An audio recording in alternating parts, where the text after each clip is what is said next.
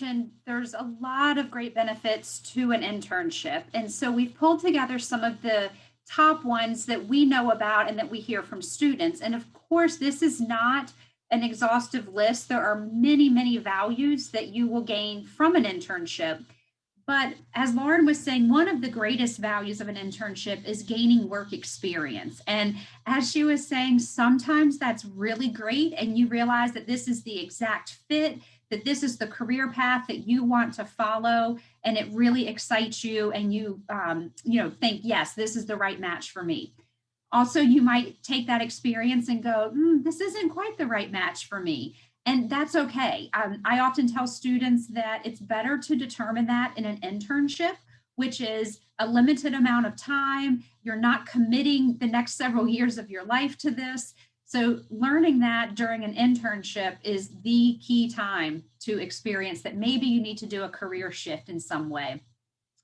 So also we kind of mentioned about it's a great way to explore a career path. So sometimes students will maybe do an internship in something that touches on their major, but it may not be exactly within it because they want to use that opportunity to see if a slightly different career path may be a good match for them. So keep that in mind as you are thinking about what your career path looks like and how you might be able to gain some experience in areas of interest. It's also going to give you an edge in the job market. And I'm sure all of you are very aware that, the job market, it's kind of up and down right now. COVID has hit hard and many industries have either, shut down, they're really struggling. And so the more you can do during your time as an undergraduate at Elon to prepare yourself and make you to be a competitive candidate, that's going to help give you that edge as you are navigating the job market. It's also going to help you to develop and refine your skills. So again, this all goes back to it's just gaining experience. So you already have a really amazing set of skills that you bring to the table from experiences that you've had in the classroom setting, in jobs that you've held along the way, in student organizations that you've been a part of. And those might be things that you've done during your time at Elon. It may be things you've done prior to Elon, but you already have this really amazing skill set that you can bring to an employer. And then what you're able to do is really start developing and refining those skills.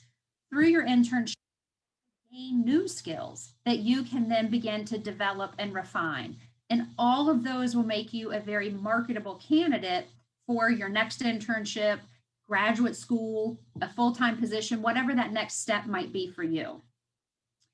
A wonderful, wonderful benefit of internships is many of you may be able to receive financial compensation. So it is true that internships can be paid. Sometimes those are paid on an hourly basis. Sometimes they're paid in a stipend, which means you would just get one lump of money at the end of your experience. But Elon does support those, and you can couple that with also getting academic credit. So some students are able to earn money and earn academic credit through their internship. You will also have the opportunity to network with professionals. And I mentioned COVID a few minutes ago and the impact it has had on the economy. So one thing that we are noticing in the career development world is that networking is so important right now. Being able to have that team of people that are in the field and can serve as a resource for you, can serve as potentially, people who can write letters of recommendation for you, and just individuals who can help guide you through the process. So being able to have that team will make you so much more prepared for whatever that next step is. You'll gain confidence, just like you have as you go through classes. You start out maybe going, I don't know anything about this topic, and I have no idea what I'm going to do. And by the end of this semester, you own it. You have nailed it. You know everything about it. You have the confidence that you could go and present on it somewhere. That is the same thing that will happen with an internship. And how amazing that you will then have that confidence coupled with a really refined skill set that you can then take to that next opportunity. Which leads me to the final one, which is internships can help you transition into a job. So oftentimes many internships do lead to a full-time job offer. And that is wonderful, because if you can have that wrapped up before you graduate, it is a huge weight off of your shoulders. And you will already know that that is a good career path and a good match for you based on your skills and interest. So again, this is not the full complete list of values. It will be very different for each person, but these are some of the key ones that we see when we work with internships and students. So if we can, perfect. So as we mentioned earlier, each of us represents a different school or college at Elon, and I work specifically with the College of Arts and Sciences. And within each school, there are some basic requirements for internships, but there are also some that vary. So I will talk with you about the ones that are specific to the College of Arts and Sciences. And the first one is you have to have a faculty mentor. So this is an individual that's within your academic department that will serve as your instructor for the internship course. This person does need to have a background in the particular area of interest that you're looking at. So for example, if you are a physics major and you are looking to do an internship, you cannot have your English faculty member serve as your faculty mentor. You would need someone within the physics department who brings that background and that education to help you have a more well-rounded experience. You need to have your internship approved prior to having it registered. So again, you would be working with your faculty mentor for that, and then working through me in the SPDC. Your faculty mentor will give you a syllabus. So just like any other class that you take, you do get a syllabus that lists out the expectations of the course, as well as any assignments and the due dates. So you would have that same document that you would use for your internship course. Now, this is one of the differences. So for the College of Arts and Sciences, you have to work a minimum of 40 hours at your internship in order to earn an academic credit. So if you were looking to earn 2 academic credits, you would need to work a minimum of 80 hours, and it goes in increments of 40. Typically, students do not get approved for working more than 160 hours, which would be 4 credits, simply because of the time frame that we have to work within. We understand that you are also taking other classes, you're involved in other organizations, and if we're trying to have you work more than 160 hours for those 4 credits, it could really put a lot on your plate. Very important is that your internship supervisor, so the person to whom you report for your internship, so kind of think of this as your boss for your internship. This person cannot be a relative or a friend.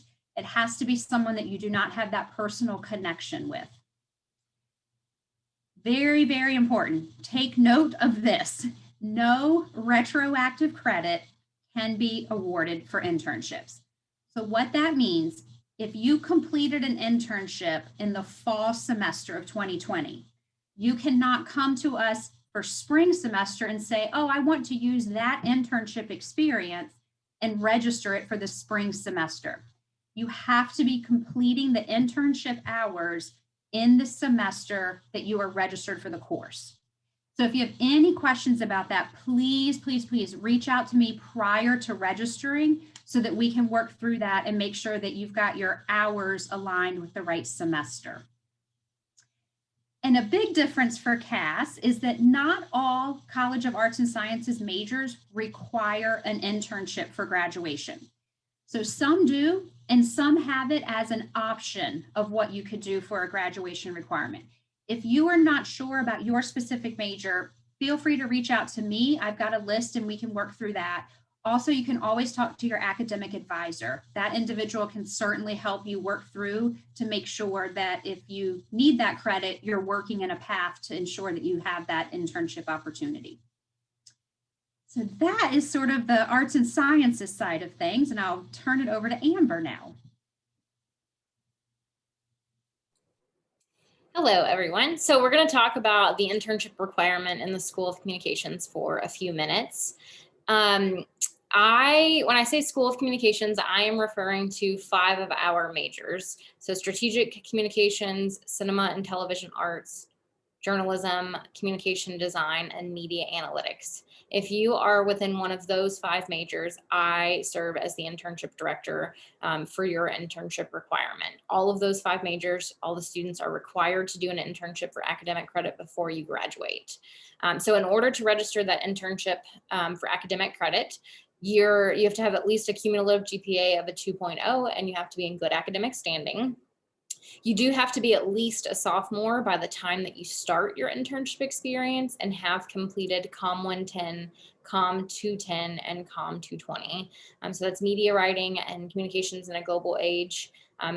One of the reasons that we require that is, one, those are the core COM classes that all students have to take, but also COM 210 and 220 will teach you how to create an e-portfolio, which is one of the requirements for the COM 381 internship course that goes along with your internship requirement. It's a little bit different in the School of Communications than it is from the College of Arts and Sciences. You will need to work a minimum of 80 work hours per enrolled credit hour when you register your experience, and a minimum of 4 weeks. We obviously encourage more time in your internship experience. So we actually only allow students to enroll in the internship course for 1 or 2 credits per semester, which means that you would either work 80 hours or at least 160 hours per experience. And 1 credit is all that is required, but that 2nd credit will actually go towards your communications elective classes. So I would really encourage you to go ahead and do 2 credits so that you can knock out one of those elective hours as well. The internship duties must demonstrate practical application of skills and knowledge in the fields of communications, which means it needs to be relevant to your studies. So for example, I'm not going to approve a human resources internship or a political science internship in the School of Communications. It needs to be relevant to what you're studying.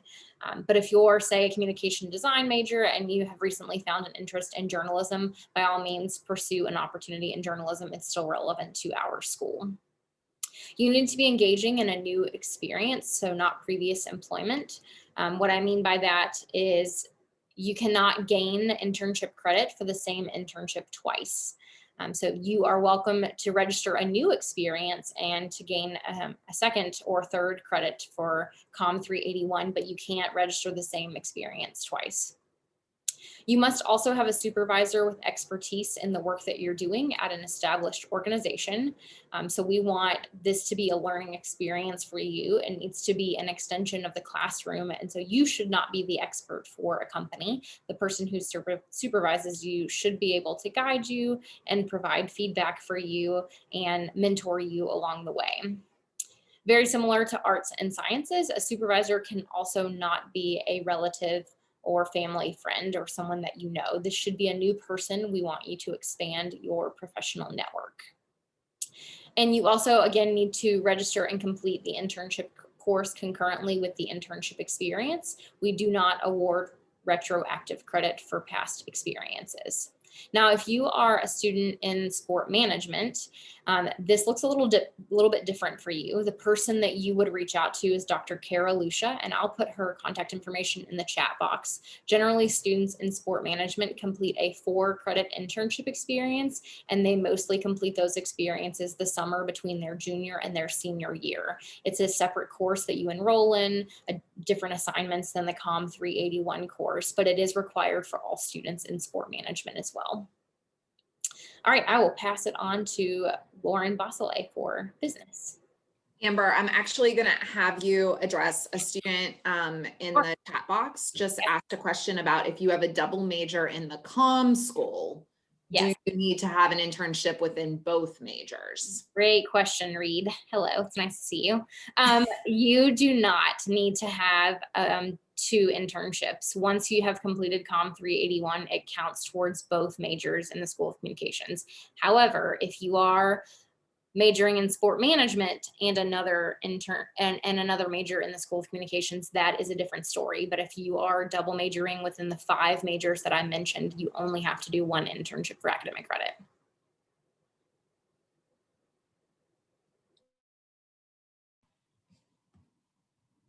Okay, so again, everyone, I'm Lauren Bosselait. I am the internship director in the Love School of Business. And similarly to what you have heard are our requirements in LSB. So you have to have a cumulative GPA of at least a 2.0, and you have to be in good academic standing in order to complete your internship for academic credit. You have to work a minimum of 80 hours per enrolled credit hour. And so what that means for sophomores through seniors is that you can take your internship for up to 4 credit hours. So up to 320 hours of work will get you 4 credit hours if that is what you would wish to register for. However, if you are a first year student, your academic catalog looks a little different and you are only able to register for 1 or 2 credit hours. That was a change to the academic catalog this year. And so you cannot get more than 2 credit hours for your internship. You have to work a minimum of 4 weeks, but more time is encouraged. So we like to see longer term internships, but you have to work for a minimum of 4 weeks.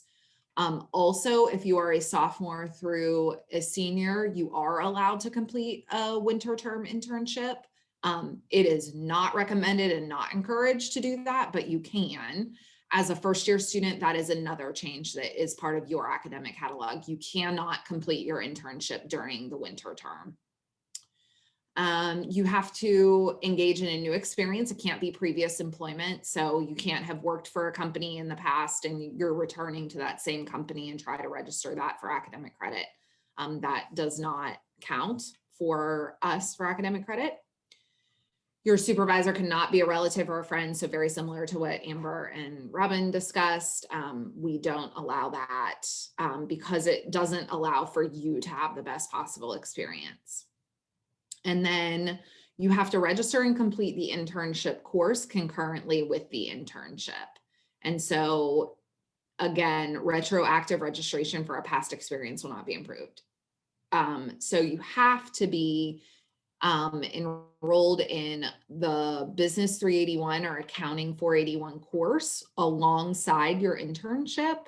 And we are going to show you a little bit about how that works and what that means.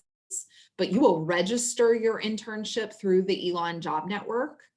And as an internship director, part of our responsibility is looking at that internship registration and then approving that or not. And then we will take care of enrolling you into the course. You do not enroll into that course yourself. And this goes across all 3 internship directors. You will register your internship on the Elon Job Network. We will look at that and either approve it or we won't. And then we will get you enrolled into the appropriate course for you. So that's not something you enroll on track for.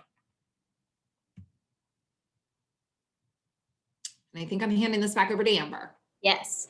All right. So we are going to talk about the steps to searching for an internship. And I think that most of you on this call are first or second year students. So probably in the beginning stages of thinking about looking for an internship, or maybe haven't even thought about it yet. I tell all of my students, when you are searching for an internship, really the first place to start is making sure that you have all of your materials ready to go so that when you find an opportunity you're interested in, you can go ahead and apply. And generally that starts with your resume. If you are potentially intimidated by going into the SPDC, or if you have not yet met with a career advisor, the easiest thing that you can do is make an appointment with a career advisor to get your resume either updated if you like the one that you currently have, or to create a totally brand new one if you maybe don't like the one that you have from high school and you want to recreate that. Yes. Okay. So Ms. Jackson just reminded us that you should all have resumes as PACE students. So if you want to update that, please feel free to come in. We can also help you with your LinkedIn profile, which we recommend that all students have and have it updated to look professional. And if you need help with a cover letter, which I would say is probably one of the harder parts of an application for internships, then you can meet with any of our career advisors to get some assistance with that. So we take appointments every day, Monday through Friday, but we also have drop-in hours. If you have a quick question or something that isn't very time consuming, you can access our drop-in hours Monday through Thursday from 10 a.m. to 4 p.m. And there is a link off of the SPDC homepage where you can log in, and you will find a career advisor or one of us on call to chat with you during the day. We also have resources. We have a YouTube channel. So the SPDC has a series of videos on topics like resumes, like interviewing, LinkedIn, networking. You can find all of those on the YouTube channel. And then we also have a lot of resources on our website.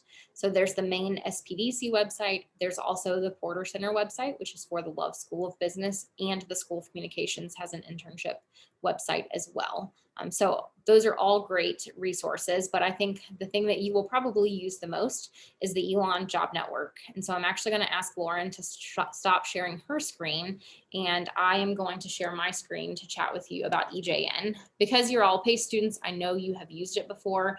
It's probably how you found some of the positions you were interested in. It's how you've made appointments with career advisors already, but I'm going to show this to you really quickly and talk through some things that will be helpful for you.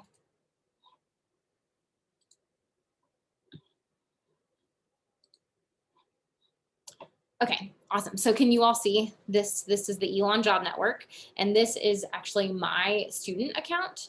And so this is what it should look like for you when you log in to use the Elon Job Network. And you'll use this for a lot of things. You can see here that you can schedule a career advising appointment with an advisor. You could request a new appointment, and you can select the type of appointment. So if you want to do a resume review, if you want to meet with one of us, you can do an internship search appointment. In the future, if you want to meet with Ms. Jackson, you can do a grad school appointment. And then you can also see which advisors are available to you based on your major, and you can select a time that works best for you.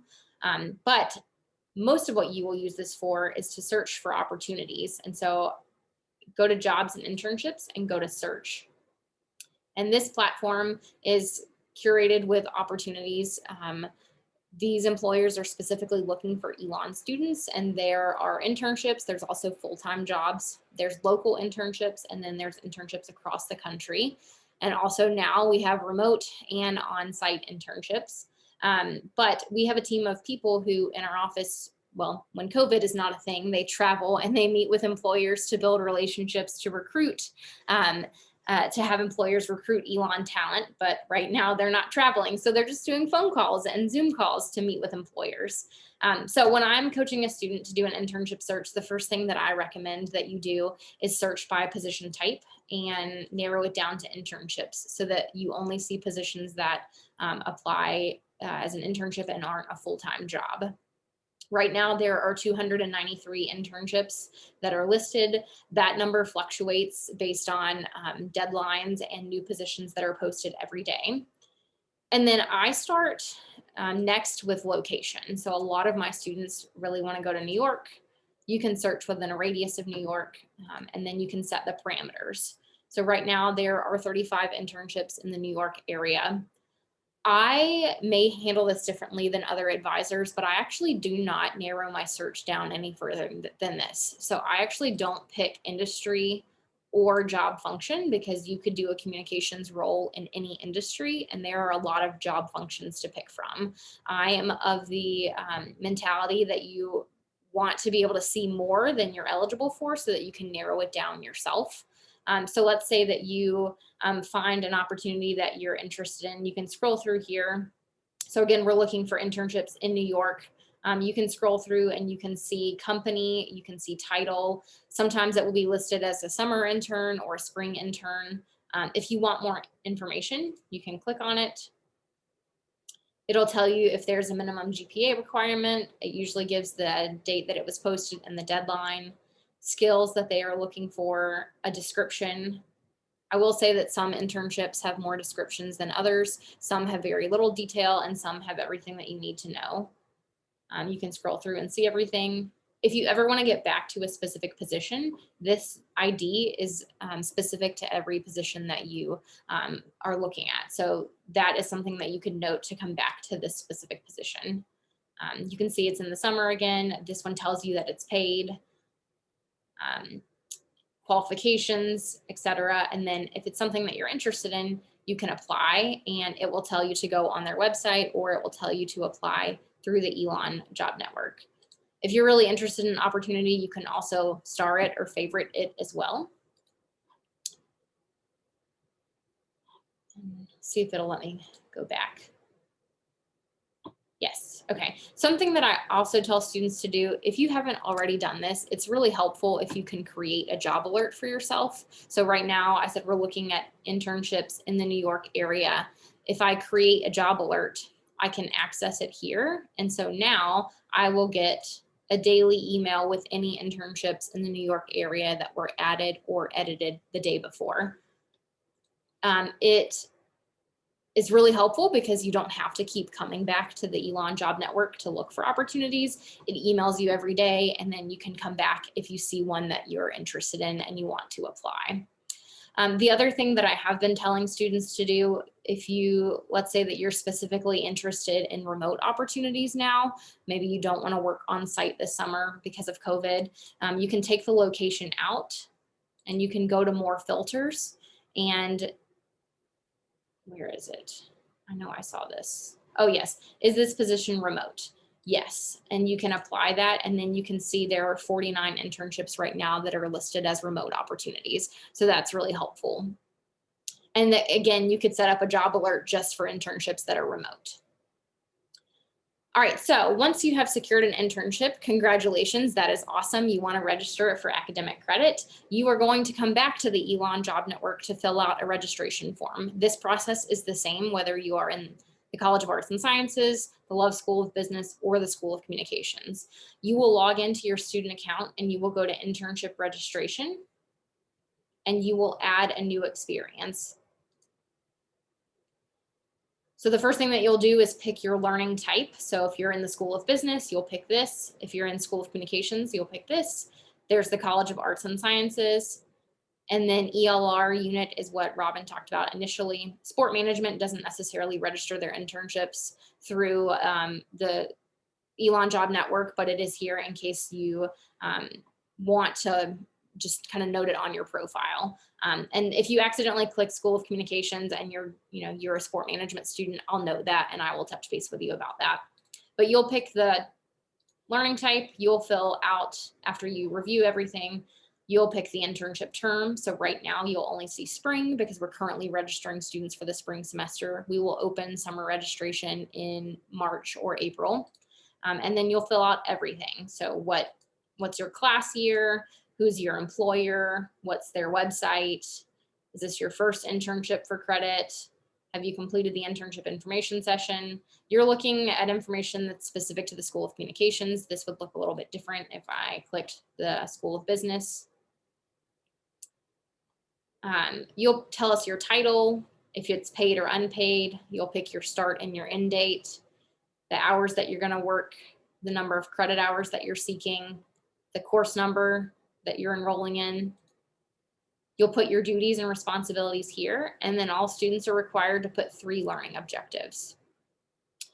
After that, you'll put your supervisor's information, and then you will answer the last few questions and you will submit this. Once you have submitted this, Robin, Lauren, and I go in every couple of days, every day, to start reviewing these and to move forward with the approval process. And you will hear from us with confirmation. So like Lauren said during her piece earlier, you will not register yourself for the internship course, any of them, through OnTrack. We will do that for you after we have approved your internship registration form that you have submitted. All right, so I think that is all I have for you in walking through EJN. Are there any questions? I have not been monitoring the chat box, so there might be some that Lauren and Robin have been taking care of. And then we did have a slide. Let me share this again with our contact information on it in case anyone has any questions. I have a question. Sure. So I am looking to study in the Human Services Department, and I know that they have like a HSS 381 requirement, which is the internship in that department. But I was just curious, say if I wanted to do an internship over the summer, can I register that internship for credit as well? Or because I know the Human Services internship they want you to take like during your senior year. So would it be able to do like 2 internships that count towards credit? Or yeah, I guess that's my question. So I'll take that since that's in arts and sciences. You probably need to sit down and look through all of that, because I know in human services there are different requirements per semester. So kind of the broad answer to your question is yes, you can do an internship over the summer and register it for academic credit.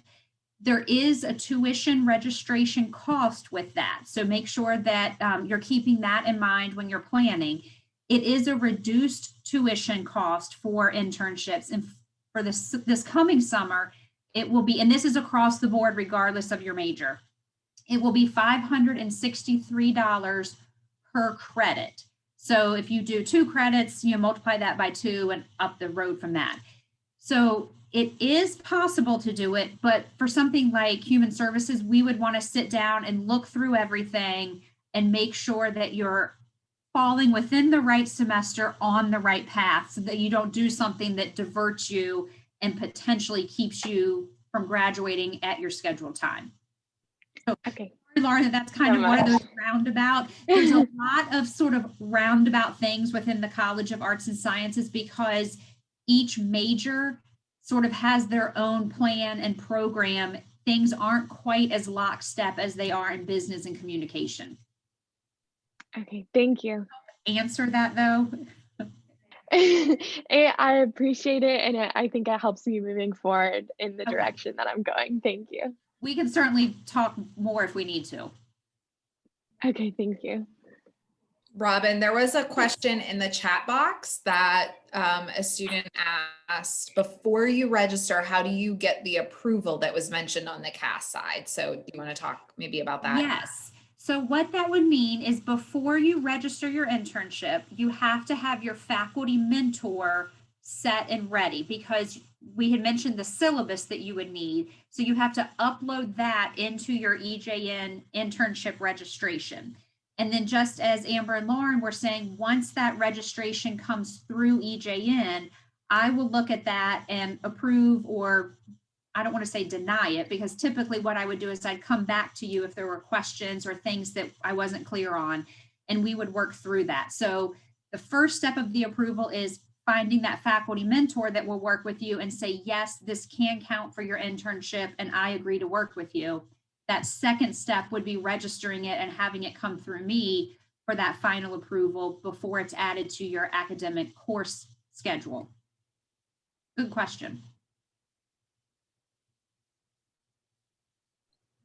I saw Ms. Jackson put a question in the chat box. If you find an internship that is through a platform outside of the Elon Job Network, or maybe it's through a family connection, there is not anything additional that you need to do to register it for academic credit, as long as you know that it meets the guidelines that we have set, which you can find on our website. You can find it on EJN, and those are the guidelines that we all just kind of talked about. As long as it meets those guidelines, you would still just register it through the Elon Job Network on the internship registration form.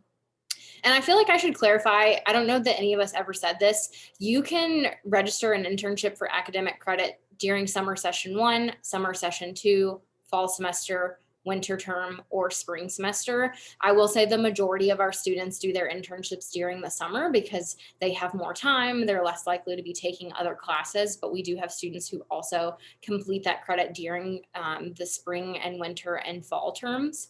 You can also potentially, again, when COVID is not a thing, complete an internship for academic credit while you are abroad. Some of Elon's abroad programs contain an internship component. And there are also programs such as Elon in New York and Elon in Los Angeles, where you can also get your internship for academic credit as well.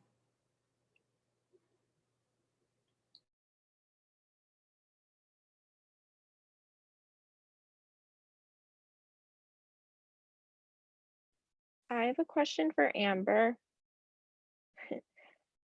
Sure, Um, go ahead. for the school of communications credit for the internship, does it matter, like as long as it's a minimum of 80, or do we need 2 credit hours to fulfill that requirement, or just as long as it reaches the minimum? Yeah, so as long as it reaches the minimum of 80 hours for one academic credit, that is all that you need in the School of Communications to graduate. We don't require you to register for 2 credits. If you do register for 2 credits, though, that second credit counts towards the communications electives. So you're required to have 52 hours of comm classes in order to graduate, and it counts towards those hours. So some students will use that second hour towards that, but it's only 1 hour that's required. Thank you. Can I jump in? Oh, sorry. Go ahead, Robin. So I'm going to jump in really quickly. One of the students asked a great question about some of the ways to find your faculty mentor. And I thought it'd be easier to explain it versus type it out. One of the best things to do is to think about faculty members that you have had in classes that you really enjoyed their teaching style, that you shared common interest in that particular field and maybe other areas. Think about faculty members that maybe have experience in the area of interest that you have. So kind of keep all of that in mind as you're going through, because if it's a faculty member that you've worked with previously and you know that y'all work well together, that you enjoy many of the same interests, those individuals will be great people to approach and ask if they would be willing to serve as your faculty mentor. So great question. Sorry, Lauren. No, you're totally fine. That was good.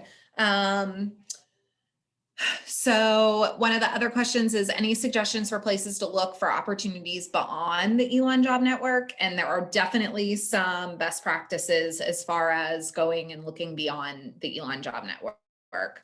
One way to find internships is through LinkedIn. So that's why we suggest that you have a LinkedIn profile and you have that reviewed by a career advisor, is because there is an alumni tool that you can use on LinkedIn to help you connect with alumni that are in the industry or at a company that you are interested in interning with.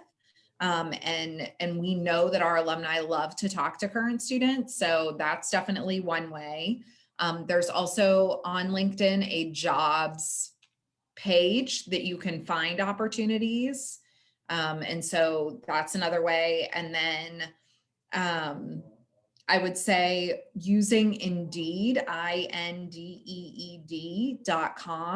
as a search tool for internships is another good way to look for opportunities. However, I would caution you from actually applying to those internships through Indeed. I would tell you it's a great search tool and you can use it to kind of filter where you're interested in applying, but I would then go to the company website to actually apply for the job or the internship, not using Indeed as your actual application piece.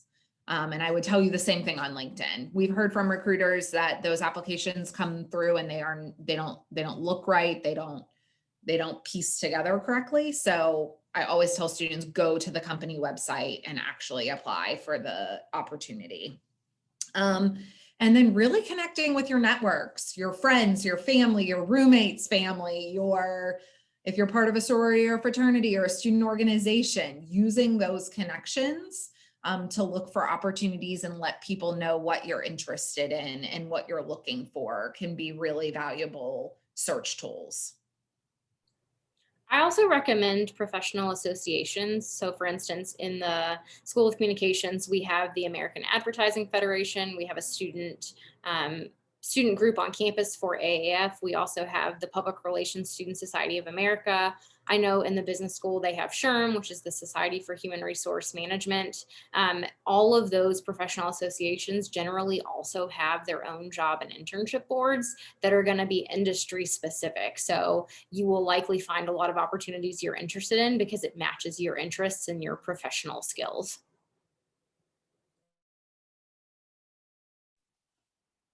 I'm going to jump in again real quickly to answer the question about, can a job supervisor be your faculty mentor? And I'm not 100% sure on who your job supervisor would be. So the best way for me to answer this, Brianna, is to say that your faculty mentor has to be a faculty member at Elon. So for example, I could not serve as a faculty mentor because I am not a faculty member at Stetson. Sorry, that was my previous, where I used to work, at Elon. So it has to be someone who has faculty standing at the university. If you've got specific people in mind, then feel free to reach out to me and we can look them up and see what their standing is with the university. But I do know students have tried to work with staff members and that has been denied approval because the faculty member has to have faculty standing. So I know that can be very confusing. So we can work through it case by case if we need to.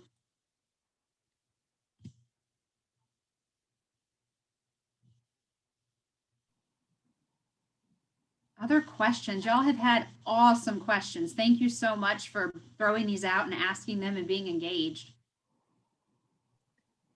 I have a question. Yeah. I am a double major and a double minor, so my schedule is a little like tight. And so I was wondering, like, what is like the time period in which like you have to like pre-register for the internship experience so that I know like whether or not I have to move like my classes or anything like that. And can you apply for like I forget what it's called, like an overextended or an extra credit in your schedule for internships? Yeah, that's a great question. Oh, Yep. okay. Go ahead. You are able to overload your schedule at the discretion of your academic advisor and you. So that's a conversation that you would have to have. Your academic advisor will have to sign off if you decide to overload a schedule of more than 18 credit hours. I will say, consider the fact that an internship requires work hours, but also coursework. And so that is something that you'll have to manage alongside the other courses that you have signed up for. As far as pre-registering, we try to open the registration process at least a month before the next semester. So for fall, we will open it up sometime midsummer. For summer, we will open it up sometime mid-spring. And we follow the drop ad policy that Elon follows across campus. So for instance, the spring semester drop ad is February 12th for all other classes. That's also the drop ad date for us as well. And there are some students who've already secured internships right now that they intend on registering for academic credit.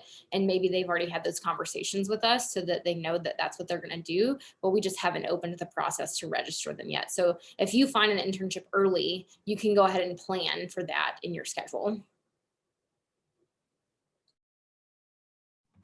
It is another reason why we recommend that students try to complete their internship for academic credit over the summer though. And the reason is because generally you're not taking a full course load because you are working your internship hours. Then you are also taking the internship course. And if you're trying to do that on top of a full course load, it can be excessive.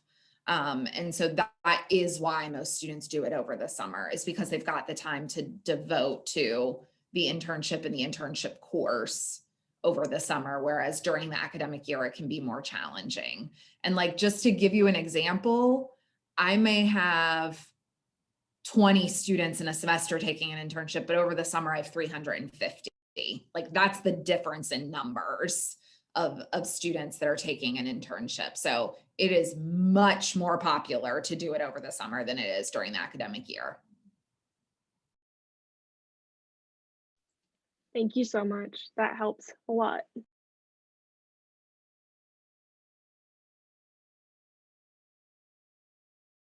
The last thing that I'll say, just as people are finishing up their last minute questions and everything, is it is really important that you do not wait till the last minute to do this either.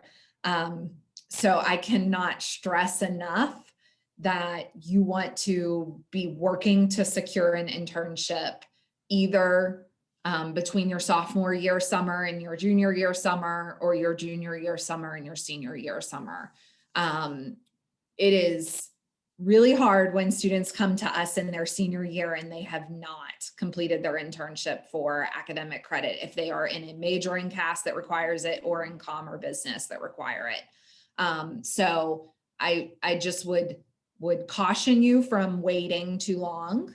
And I would tell you all to start working toward this sometime in your sophomore year to gain the experience that you need to build your resume, and to start thinking about your internship early.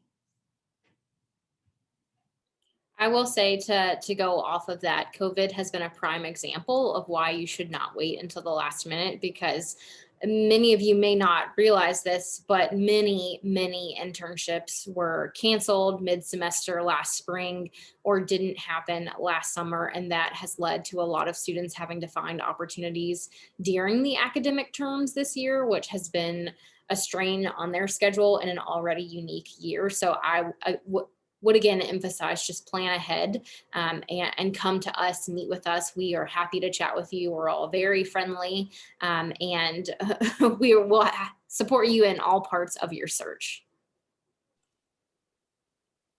I want to throw in one thing. Most of what we've been talking about today has really focused on internships that you will be doing for academic credit. We have mentioned throughout this about the experiential learning requirement, or the ELR. And just like Amber and Lauren have been saying, don't wait on those also. A lot of times that's that quick, easy thing that students think, I'm going to worry about it down the road. Do yourself a favor and think about those early in the process and build that into your academic plan. I work with all students who are working to earn their ELR through the internship option. There are the 5 areas from which you can select for ELR. So please feel free to come to me if you want to talk that through. You do have to also register that ahead of time, just like you do an internship, in order to meet that university requirement. So don't wait to the last minute for those also.